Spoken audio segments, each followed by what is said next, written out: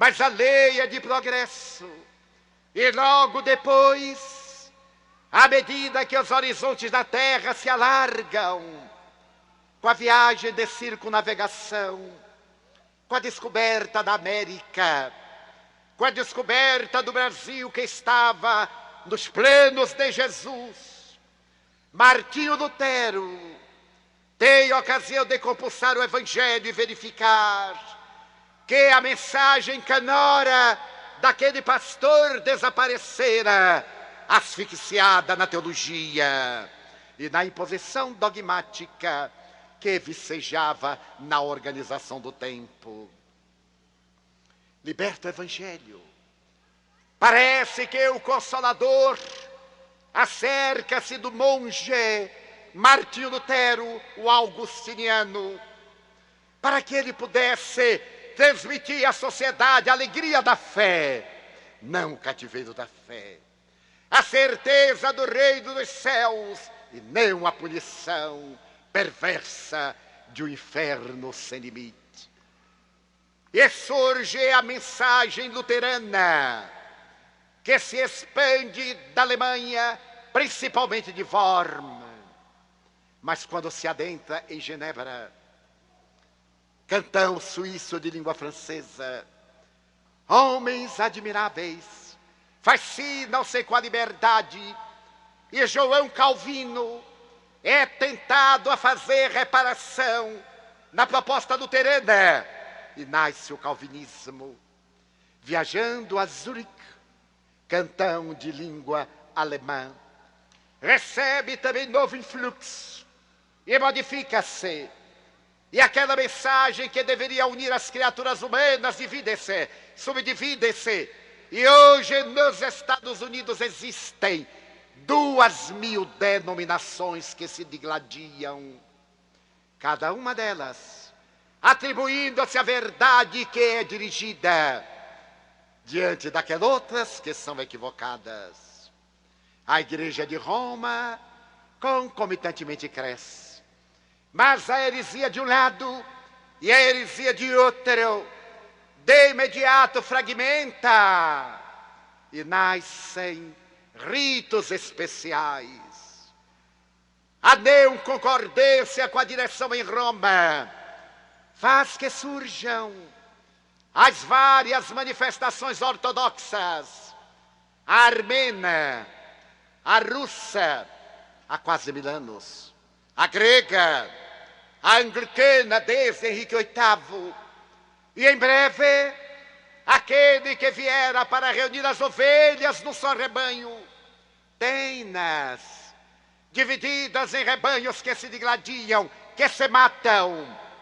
Quando então surge o período dantesco das cruzadas, o suave Francisco, que veio à terra restabelecer Jesus nos corações, deixa-se empolgar pela proposta de libertar o túmulo vazio das mãos de Saladino. E também ele não vai lutar, ele vai amar. E quando chega ao Egito e mantém o contato com o grande chefe Al-Malek, este que falava francês, e Francisco que também falava francês graças à sua genitora, que trazia a poemática do sul da França, dialogam demoradamente. E aquele conquistador fascina-se com a doçura de São Francisco, o irmão alegria, e diz-lhe: dou-te um salvo-conduto, para que tu visites os sítios em que esteve o teu mestre. E quando voltes, eu te peço que me mandes um outro Francisco como tu. Dize ao teu Papa que ao invés de mandar-nos soldados para que nós matemos ou nos matem, que nos mande outro como tu. Ele e tu discutireis com sabedoria e haverá paz. Porque a mensagem de Jesus é essencialmente de amor. E Francisco peregrina pelos sítios onde a tradição asseverava que Jesus havia deambulado. E é ali que ele adquire o tracoma no deserto. Mas quando ele volta, o orgulho, a insensatez de alguns daqueles que foram ajudá-lo, haviam erguido já a chamada ala aristocrática, que ergueram um ginásio, e Francisco percebe que a vaidade, as paixões humanas são mais poderosas do que os seus ideais. Amargura-se e demanda a porciúncula para poder ser o trovador de Deus ao lado de Clara e daqueles que eram fiéis à renúncia das ilusões terrestres para a plenitude no reino dos céus. Desencarna Francisco e a sua herança de amor, o cancioneiro dos pássaros. Silenciai! Não vedes que eu estou cantando as glórias do Senhor? E a tradição diz que os pássaros silenciaram, pardais e cotovias, canários, para ouvirem a pregação. Irmã Clara, já estava ele cego. Os olhos que foram queimados com ferro em brasa estavam resguardados por um tecido para protegê-los de qualquer infecção. Irmã Clara, que horas são? Ela olha a torre da igreja e diz a hora. Ouça as irmãs abelhas, estão com fome. O verão roubou o pólen. Mande buscar mel lá em nossa gruta, para que as irmãs abelhas possam continuar o seu mistério. E o irmão Alegria prossegue. Ó irmão Lobo, porque apavoras as criaturas? Elas pretendem matar-te. É certo que tu tens sido perseguido, mas não pode ser perseguidor de ninguém. Vem comigo.